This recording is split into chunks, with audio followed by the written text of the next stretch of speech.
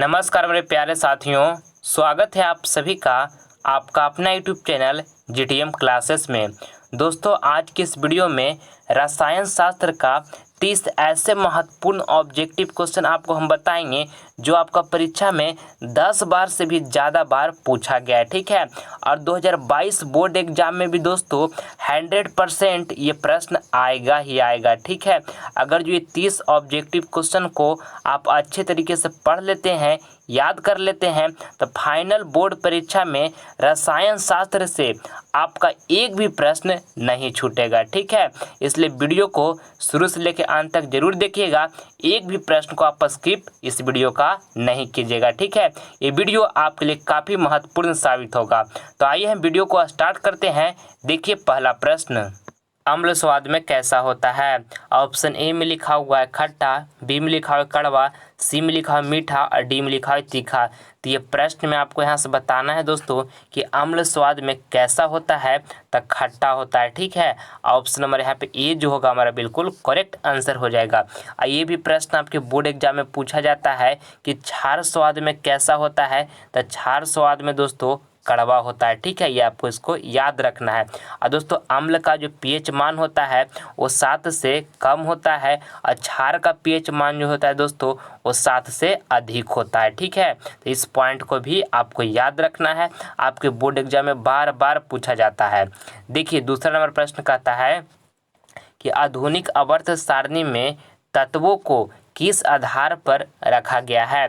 काफ़ी महत्वपूर्ण प्रश्न है आपके बोर्ड एग्जाम के लिए। ऑप्शन ए में लिखा हुआ है परमाणु आयतन, और बी में लिखा हुआ है परमाणु घनत्व, और सी में लिखा हुआ है परमाणु संख्या, और डी में लिखा हुआ है परमाणु द्रव्यमान। तो ये प्रश्न में आपको यहाँ से बताना है दोस्तों कि आधुनिक आवर्त सारणी में तत्वों को किस आधार पर रखा गया है, तब परमाणु संख्या पर रखा गया है। ठीक है, ऑप्शन नंबर यहाँ पे हमारा जो सी होगा बिल्कुल करेक्ट आंसर हो जाएगा। आइए अगला प्रश्न अब हम देख लेते हैं।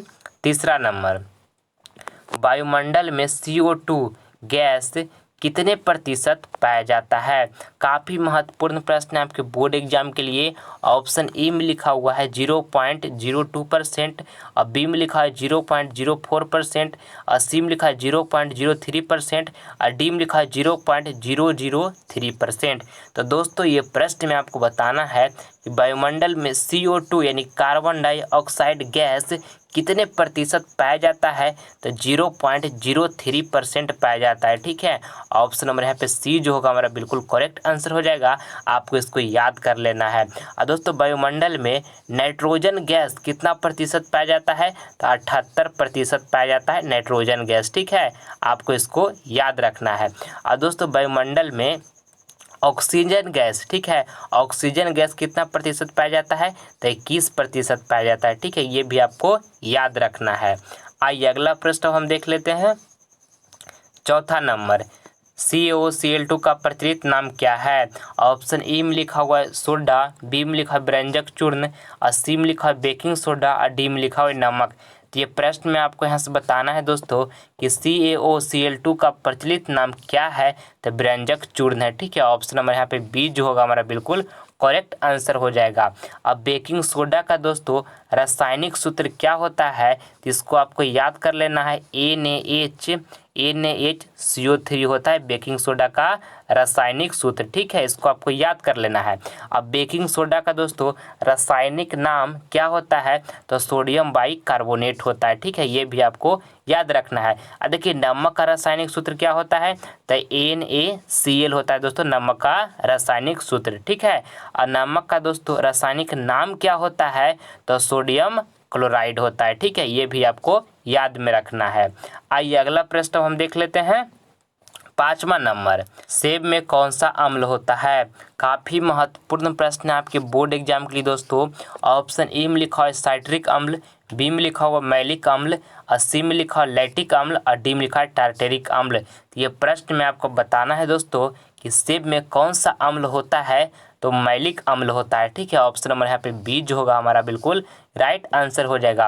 और साइट्रिक अम्ल में दोस्तों, साइट्रिक अम्ल जो है किस में पाया जाता है, तो खट्टे फलों में दोस्तों साइट्रिक अम्ल पाया जाता है। ठीक है, जैसे में क्या नींबू हो गया, संतरा हो गया, ये सब में क्या पाया जाता है, साइट्रिक अम्ल पाया जाता है। ठीक है, और लैक्टिक अम्ल में दोस्तों किस लैक्टिक अम्ल जो है किस में पाया जाता है, तो दूध में लैक्टिक अम्ल पाया जाता है। ठीक है, और टार्टेरिक अम्ल दोस्तों किस में पाया जाता है, तो इमली हो गया, अंगूर हो गया, ये सब में टार्टेरिक अम्ल पाया जाता है। ठीक है, आपको सारे पॉइंट्स को याद रखना है, आपके बोर्ड एग्जाम के लिए काफ़ी महत्वपूर्ण है। देखिए अब देखिए छठा नंबर प्रश्न कहता है कि आवर्त सारणी में कितने वर्ग हैं। ऑप्शन ए में लिखा हुआ 5, और बी में लिखा हुआ है 7, और सी में लिखा हुआ है 16, और डी में लिखा हुआ है 18। तो ये प्रश्न में आपको बताना है दोस्तों कि आवर्त सारणी में कितने वर्ग हैं, तो 18 हैं। ठीक है, ऑप्शन नंबर यहाँ पे डी जो होगा हमारा बिल्कुल करेक्ट आंसर हो जाएगा। आवर्त सारणी में दोस्तों आवर्त कितने हैं, तो आवर्त 7 है। ठीक है, ये भी आपको ध्यान में रखना है। आइए अगला प्रश्न हम देख लेते हैं। 7 नंबर, धातु के ऑक्साइड कैसे होते हैं। ऑप्शन ए में लिखा है अम्लीय, बी में लिखा है क्षारीय, सी में लिखा है जलीय, डी में लिखा है लवणीय। तो ये प्रश्न में आपको यहाँ से बताना है दोस्तों कि धातु के ऑक्साइड कैसे होते हैं, तो क्षारीय होते हैं। ठीक है, ऑप्शन नंबर यहाँ पे बी जो होगा हमारा बिल्कुल करेक्ट आंसर हो जाएगा। और दोस्तों अधातु के ऑक्साइड कैसे होते हैं, तो अधातु के ऑक्साइड दोस्तों अम्लीय होते हैं। ठीक है, आपको इसको याद रखना है। दोस्तों इस वीडियो का सारा प्रश्न आपके फाइनल बोर्ड परीक्षा के लिए काफ़ी महत्वपूर्ण है, इसलिए इस वीडियो का एक भी प्रश्न आप स्किप ना करें, वीडियो को शुरू से लेकर अंत तक आप जरूर देखें। ठीक है, देखिए 8 नंबर प्रश्न में आपसे पूछा गया है कि नीला तथा तूतिया का रासायनिक सूत्र होता है।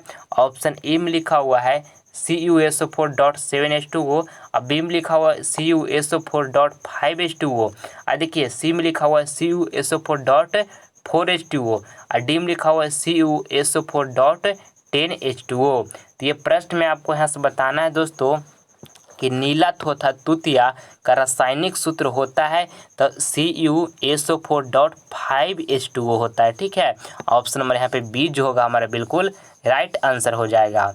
आइए अगला प्रश्न हम देख लेते हैं। 9 नंबर, क्लोरीन का परमाणु संख्या कितना होता है।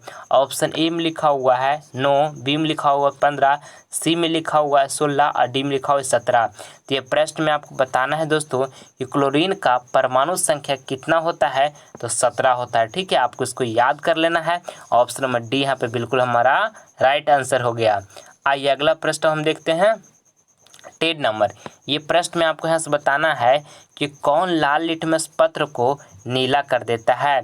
ऑप्शन ए में लिखा है क्षार, बी में लिखा है अम्ल, सी में लिखा हुआ है मिठाई, और डी में लिखा हुआ ये सभी।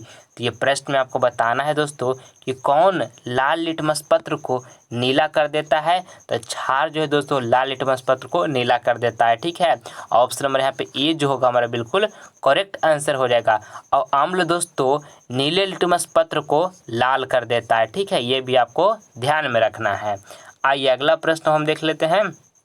11 नंबर, जिसमें धातु और अधातु दोनों का गुण पाए जाते हैं उसे क्या कहते हैं। ऑप्शन ए में लिखा है धातु, बी में लिखा है अधातु, सी में लिखा है उपधातु, और डी में लिखा है इनमें से कोई नहीं। काफ़ी महत्वपूर्ण प्रश्न है दोस्तों आपके बोर्ड एग्जाम के लिए।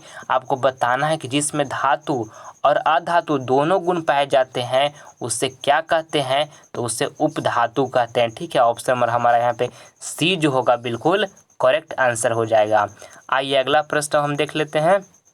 12 नंबर, अम्ल और क्षार आपस में अभिक्रिया करके क्या बनते हैं। ऑप्शन ए में लिखा हुआ है सोना, बी में लिखा हुआ है दूध, और सी में लिखा हुआ है चांदी, और डी में लिखा हुआ है लवण और जल। तो ये प्रश्न में आपको यहाँ से बताना है दोस्तों कि अम्ल और क्षार आपस में अभिक्रिया करके क्या बनाते हैं, तो लवण और जल बनाते हैं। ठीक है, ऑप्शन नंबर यहाँ पे हमारा जो डी होगा हमारा बिल्कुल करेक्ट आंसर यहाँ पे हो जाएगा। ठीक, आइए अगला प्रश्न हम देख लेते हैं। 13 नंबर, सिल्वर क्लोराइड का रंग कैसा होता है। ऑप्शन ए में लिखा हुआ पीला, बी में लिखा हुआ श्वेत, और सी में लिखा है नीला, और डी में लिखा हुआ हरा। तो ये प्रश्न में आपको यहाँ से बताना है दोस्तों कि सिल्वर क्लोराइड का रंग कैसा होता है, तो श्वेत होता है। ठीक है, ऑप्शन नंबर यहाँ पे बी जो होगा हमारा बिल्कुल करेक्ट आंसर हो जाएगा। आइए नेक्स्ट प्रश्न अब हम देखते हैं 14 नंबर। चीनी का रासायनिक सूत्र क्या होता है? काफ़ी महत्वपूर्ण प्रश्न है आपके बोर्ड एग्जाम के लिए दोस्तों। ऑप्शन ए में लिखा हुआ है CH3 COOH और बी में लिखा हुआ है यहाँ पे C6 लिखा हुआ है, H12 लिखा हुआ है, O6 लिखा हुआ है। ठीक है। और सी में देखिए लिखा हुआ है C12 H22 O11 और डी में लिखा हुआ है CH3 CHO। तो ये प्रश्न में आपको बताना है कि चीनी का रासायनिक सूत्र क्या होता है, तो C12 H22 O11 होता है। ठीक है। ऑप्शन नंबर यहाँ पे सी जो होगा हमारा बिल्कुल करेक्ट आंसर हो जाएगा। आपको इसको याद कर लेना है दोस्तों कि चीनी का रासायनिक सूत्र क्या होता है, तो C12 H22 O11 होता है। ठीक है। अब ग्लूकोज का रासायनिक सूत्र दोस्तों C6 होता है, H12 होता है, O6 होता है। ठीक है। ये भी आपको याद रखना है। ग्लूकोज का रासायनिक सूत्र क्या होता है, तो C6 H12 O6 होता है। ठीक। आइए अगला प्रश्न हम देख लेते हैं 15 नंबर। हीमेटाइट किस धातु का अयस्क है? ऑप्शन ए में लिखा हुआ है लोहा, बी में लिखा है जिंक, सी में लिखा हुआ है सोडियम और डी में लिखा है कॉपर। तो ये प्रश्न में आपको यहाँ से बताना है दोस्तों कि हेमेटाइट किस धातु का अयस्क है, तो लोहा का अयस्क है हेमेटाइट। ठीक है। ऑप्शन नंबर यहाँ पे ए जो होगा हमारा बिल्कुल करेक्ट आंसर हो जाएगा। ये भी प्रश्न पूछे जाते हैं आपके बोर्ड एग्जाम में कि मैग्नेटाइट किस धातु का अयस्क है, तो मैग्नेटाइट भी दोस्तों लोहा का अयस्क है। ठीक है। आपको इसको याद रखना है। आइए देखते हैं हम 16 नंबर प्रश्न। इसमें कहता है कि लिटमस पत्र किससे प्राप्त होता है? काफ़ी महत्वपूर्ण प्रश्न है। ऑप्शन ए में लिखा है जूट से, बी में लिखा है शीशम से और सी में लिखा है लाइकेन से और डी में लिखा है बरगद से। तो ये प्रश्न में आपको बताना है दोस्तों कि लिटमस पत्र किससे प्राप्त होता है, तो लाइकेन से प्राप्त होता है। ठीक है। ऑप्शन नंबर जो सी होगा हमारा बिल्कुल राइट आंसर हो जाएगा। और दोस्तों आगे बढ़ने से पहले आपसे हमारी एक छोटी सी रिक्वेस्ट है कि अगर जो आप अभी तक हमारे चैनल को सब्सक्राइब नहीं किए हैं दोस्तों, तो इस चैनल को आप सब्सक्राइब कर लें, क्योंकि आपके लिए मैं एक एक वीडियो काफ़ी मेहनत से बनाता हूं।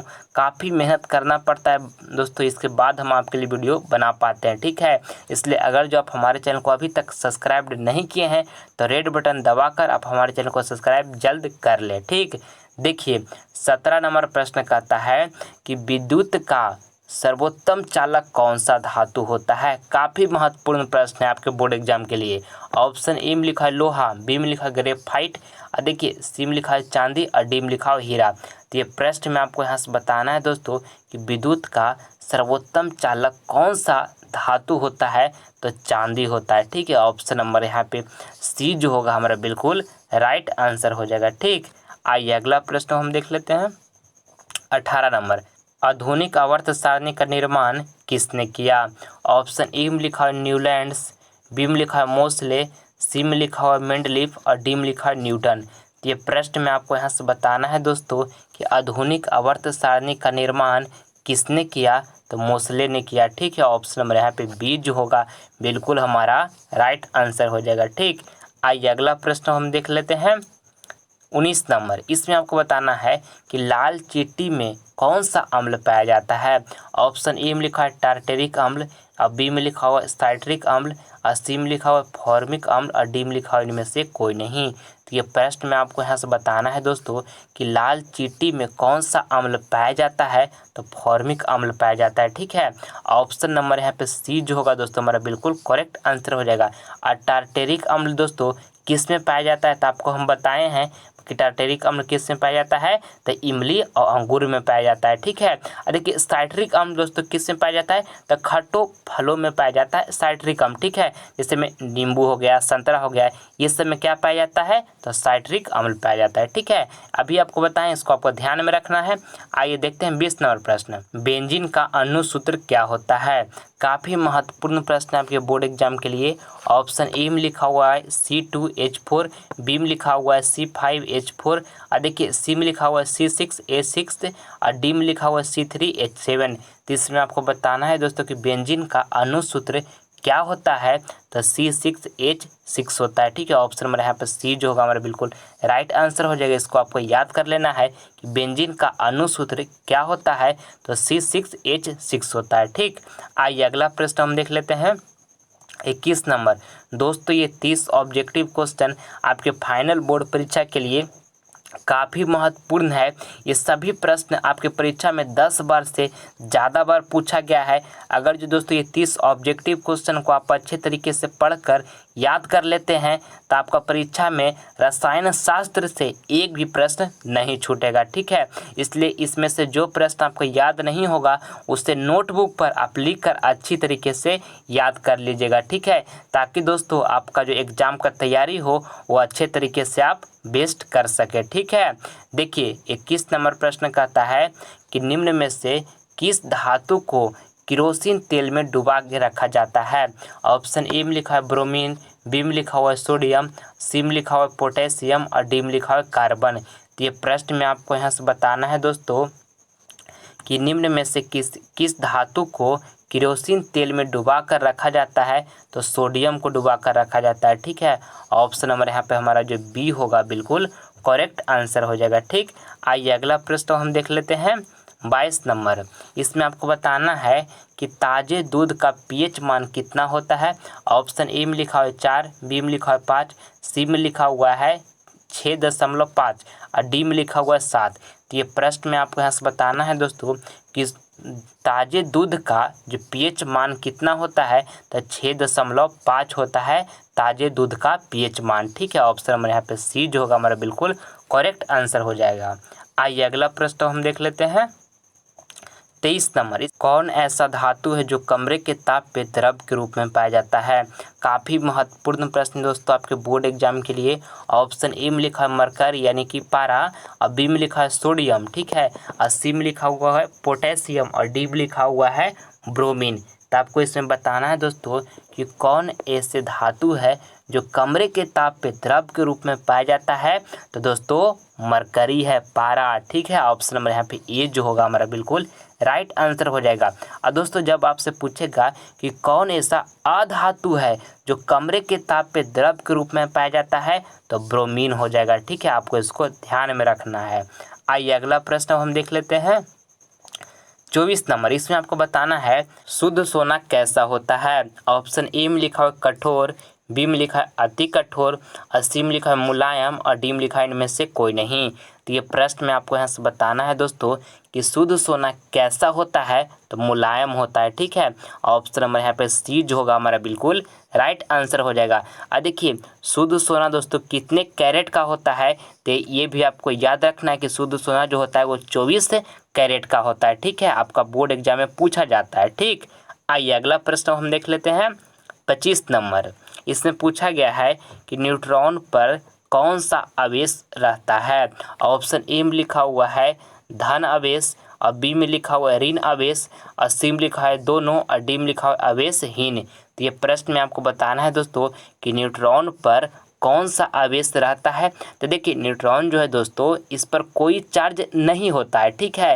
न्यूट्रॉन जो है आवेशहीन है। ऑप्शन नंबर यहाँ पे जो हमारा डी होगा बिल्कुल करेक्ट आंसर हो जाएगा, ठीक है।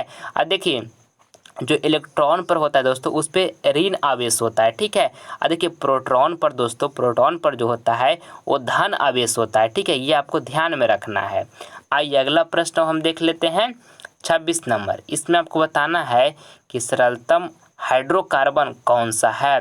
ऑप्शन ए में लिखा हुआ है मीथेन, बी में लिखा है ब्यूटेन और सी में लिखा हुआ है प्रोपेन और डी में लिखा हुआ है इथेन। तो ये प्रश्न में आपको यहाँ से बताना है दोस्तों कि सरलतम हाइड्रोकार्बन कौन सा है। तो मीथेन है, ठीक। ऑप्शन नंबर यहाँ पे ए जो होगा हमारा बिल्कुल राइट आंसर हो जाएगा। अब मीथेन का दोस्तों सूत्र क्या होता है तो CH4 होता है, ठीक है। इसको आपको याद में रखना है। आइए अगला प्रश्न हम देख लेते हैं 27 नंबर। रक्त का पीएच मान कितना होता है। काफ़ी महत्वपूर्ण प्रश्न है आपके बोर्ड एग्जाम के लिए। ऑप्शन ए में लिखा हुआ है 7, बी में लिखा हुआ है 6 और देखिए सी में लिखा हुआ है 7.4 और यहाँ पर डी में लिखा हुआ है 9। तो आपको बताना है दोस्तों कि रक्त का पीएच मान कितना होता है तो 7.4 होता है, ठीक है। ऑप्शन नंबर यहाँ पे सी जो होगा हमारा बिल्कुल करेक्ट आंसर हो जाएगा।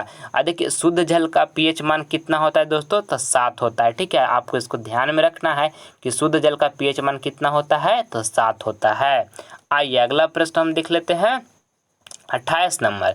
और दोस्तों अगर जो आप हमारे अदर सब्जेक्ट का वीडियो देखना चाहते हैं तो आप हमारे डिस्क्रिप्शन में जाइए, वहाँ पे आपको सारा सब्जेक्ट का प्लेलिस्ट का लिंक मिल जाएगा। उसमें काफ़ी महत्वपूर्ण प्रश्न का हम कवर किए हैं, एक बार आप उसे ज़रूर देखिए, आपको उससे काफ़ी हेल्प मिलेगा। ठीक है, देखिए 28 नंबर प्रश्न कहता है कि निम्न में से कौन एक अधातु है। ऑप्शन ए में लिखा है कार्बन, बी में लिखा है सोडियम और सी में लिखा है एल्युमिनियम और डी में लिखा है कैल्शियम। तो ये प्रश्न में आपको यहाँ से बताना है दोस्तों कि निम्न में से कौन एक अधातु है। तो कार्बन जो है अधातु है। ठीक है, ऑप्शन नंबर यहाँ पे ए जो होगा हमारा बिल्कुल करेक्ट आंसर हो जाएगा। आइए अगला प्रश्न हम देख लेते हैं 29 नंबर। किस धातु को चाकू से काटा जा सकता है।